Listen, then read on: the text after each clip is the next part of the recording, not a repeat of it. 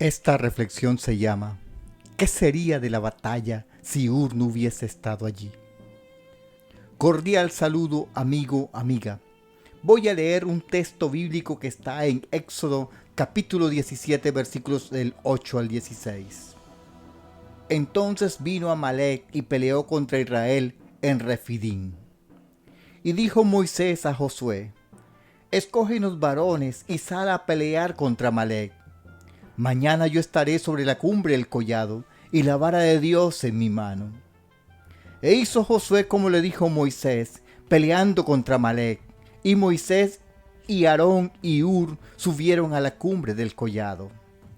Y sucedía que cuando alzaba Moisés su mano, Israel prevalecía, mas cuando él bajaba su mano, prevalecía Amalec. Y las manos de Moisés se cansaban, por lo que tomaron una piedra y la pusieron debajo de él, y se sentó sobre ella, y Aarón y Hur sostenían sus manos, el uno de un lado y el otro de otro. Así hubo en sus manos firmeza hasta que se puso el sol. Y Josué deshizo a Amalec y a su pueblo a filo de espada. Y Jehová dijo a Moisés: escribe esto para memoria en un libro, y di a Josué que raeré del todo la memoria de Amalec de debajo del cielo. Y Moisés edificó un altar y llamó su nombre Jehová Nisi. Y dijo: por cuanto la mano de Amalec se levantó contra el trono de Jehová, Jehová tendrá guerra con Amalec de generación en generación. Esta es una historia fascinante que está en el segundo libro de la Biblia escrito por Moisés, llamado Éxodo. Pero voy a referirme a los personajes principales que intervienen en la historia.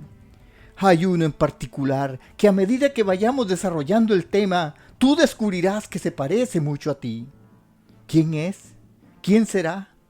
Lo descubriremos juntos. Inicialmente vamos a centrarnos en el sitio donde se desarrollan los acontecimientos. Refidim. La palabra Refidim significa lugar de descanso, lugar de reposo. Supuestamente este sería un lugar de descanso para el pueblo. Pero el pueblo tenía sed y empezó a reclamar. La palabra reclamar se representa en hebreo como meriva, es decir, reclamaron. Y a dudar, la palabra masad. Empezaron a reclamar y a dudar. Se olvidaron de su salida milagrosa de Egipto, de cómo cruzaron el Mar Rojo, de cómo Dios había sanado las aguas amargas. Se olvidaron del maná. Quiero decirte que Dios te ha traído hasta este lugar de descanso. Pero mientras tú dudes del poder de Dios para cuidarte, atraerás continuamente problemas sobre ti. Hoy tú estás en el lugar de descanso de donde Dios te ha traído. Si confías en Dios, seguramente alcanzarás gran bendición. No parece un lugar de descanso, pero en realidad lo es.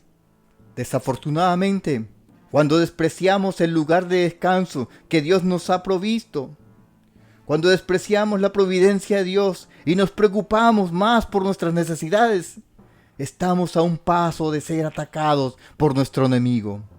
Míralo aquí. He aquí el primer personaje de nuestra historia. Ese enemigo es Amalec. La palabra Amalec significa belicoso, problemático, peligroso. Amalec era un pueblo nómada, descendiente de Esaú. Fue el primer enemigo que Israel enfrentó yendo a la tierra prometida. Israel aún no sabía de batallas, ni sabía defenderse. Amalec atacó a los que iban en la retaguardia, los débiles y cansados. Quiero que sepas que Amalec es prototipo de Satanás, el enemigo que se levanta contra los hijos de Dios. Amalec es prototipo de los problemas y dificultades que día a día se levantan contra el cristiano. Pero el texto dice dos cosas importantes. En el versículo 14 del texto leído dice: Jehová cortará, raerá de debajo del cielo el nombre de Amalec. En otras palabras, el mal, es decir, Satanás, será raído, será cortado. Esta es una promesa de Dios para el pueblo hoy. La otra cosa importante que dice el texto es en el versículo 16, dice: Amalec se levantó contra el trono de Jehová, Por tanto, quien peleará contra él es Jehová mismo. Por eso Moisés dijo aquel día: Jehová es mi bandera, mi estandarte. Cuando alguien se levanta contra un verdadero siervo de Dios, está peleando contra Dios mismo. Y quiero que sepas que he hecho énfasis en la palabra verdadero siervo. Vamos a mirar el segundo personaje de nuestra historia. El segundo personaje de nuestra historia es Moisés. ¿Qué podremos decir de Moisés que tú no sepas ya? El libertador de Israel, hombre de Dios, el gran líder, el intercesor. Pero aquel día sus manos se cansaban y perdían firmeza. Quiero que sepas y seas consciente que tu líder es un ser humano. Tu líder también se cansa y tiene días difíciles. Si tú eres un líder, sabrás lo difícil que es levantarse algunos días. Lo difícil que es levantarse algunos días con el síndrome de la página en blanco, como los escritores. Vamos a mirar al tercer personaje, Josué. Josué, aquel día se estrenaba como comandante del ejército de Israel. El segundo al mando, esforzado y valiente. El general del ejército. Josué es el prototipo del hombre que jamás huye. El último en irse, el primero en levantarse cuando el enemigo ataca. Josué le pone el pecho a las dificultades. Es el líder que pone el ejemplo con su actuar. También podemos mencionar a Aarón. Aarón es hermano de Moisés. Era un motivador, un conversador. Llegó a ser el sacerdote, persona comisionada para presentar las ofrendas y sacrificios a Dios. Aquel día estaba al lado de Moisés levantando uno de sus brazos. Aarón es prototipo del hombre espiritual, del hombre de fe. ¿Cuánta falta hace gente que reconozca que la lucha que tenemos no es contra sangre ni carne, es contra huestes espirituales de maldad? Ese es Aarón. Y ahora voy a hablar del hombre que me despierta más admiración de todos los líderes aquí presentados. Prácticamente mi mensaje está centrado en él. ¿Qué sería de la batalla si Ur no hubiese estado allí? Ur, sí, un desconocido salido del montón. Si miramos todos los personajes mencionados hasta ahora, todos son de renombre. Ur no. Moisés y Josué triunfaron porque había un Ur allí, haciendo lo que tenía que hacer, ocupando su lugar. Otros estaban en la batalla, guerreros de renombre. Josué estaba comandando los ejércitos, otros tocaban trompeta. Pero Ur solo sostenía la mano que le correspondía de Moisés. Un gloria a Dios por esos Ur, que aparentemente no hacen nada en el lugar donde están, pero son pilares en silencio del ministerio de otros. Ur hizo un gran trabajo aquel día. Apareció en la escena y luego desapareció de nuevo sin dejar rastro. Para él no hubo aplausos ni palabras de felicitación. Cuando hablamos de liderazgo, siempre hablamos de Moisés, de Josué y otros líderes dignos de imitar. Pero raras veces hablamos de Ur. Ur se parece a muchos de nosotros. Servimos a Dios desde las sombras. Nuestras oraciones silenciosas en la madrugada nadie las escucha. Nuestra ofrenda y nuestros diezmos no suenan, pero allí están cuando se necesitan.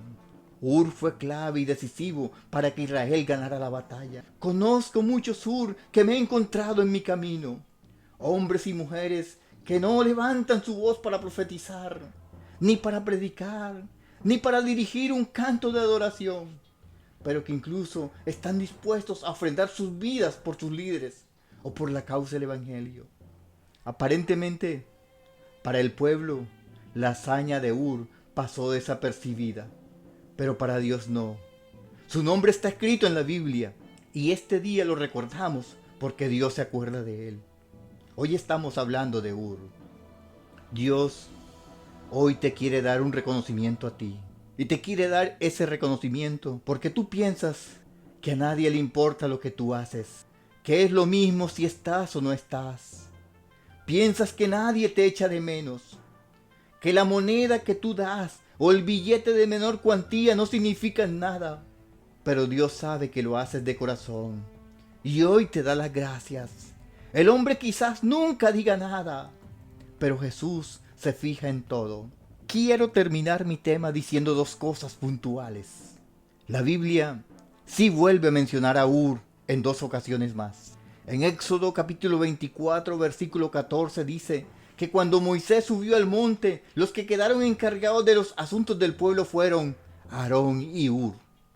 Es decir, aquel silencioso Ur iba creciendo en liderazgo y sabiduría porque se dispuso para Dios. Y nuevamente la Biblia lo menciona con honores en Éxodo capítulo 31 versículos del 1 al 5. Quiero que te asombres de las maravillosas recompensas de Dios para todos aquellos que son Ures y Uras en cualquier parte del mundo. Escucha la recompensa que Dios dio a este hombre. Dios habló con Moisés y le dijo: Tú conoces a Bezalel, hijo de Uri y nieto de Ur, de la tribu de Judá. Yo lo he elegido y lo he llenado de mi espíritu. Le he dado de mi sabiduría, entendimiento, conocimiento y capacidad para hacer obras de arte. Él sabe hacer diseños y trabajos en oro, plata y bronce. También sabe trabajar las piedras preciosas y hacer joyas. Y además sabe tallar la madera y hacer toda clase de trabajo artístico. Querido amigo, querida amiga, el nieto de Ur fue bendecido más tarde porque tuvo un abuelo comprometido con el reino de Dios. ¿No te causa admiración esto? Dios no se queda con nada. Dios es fiel.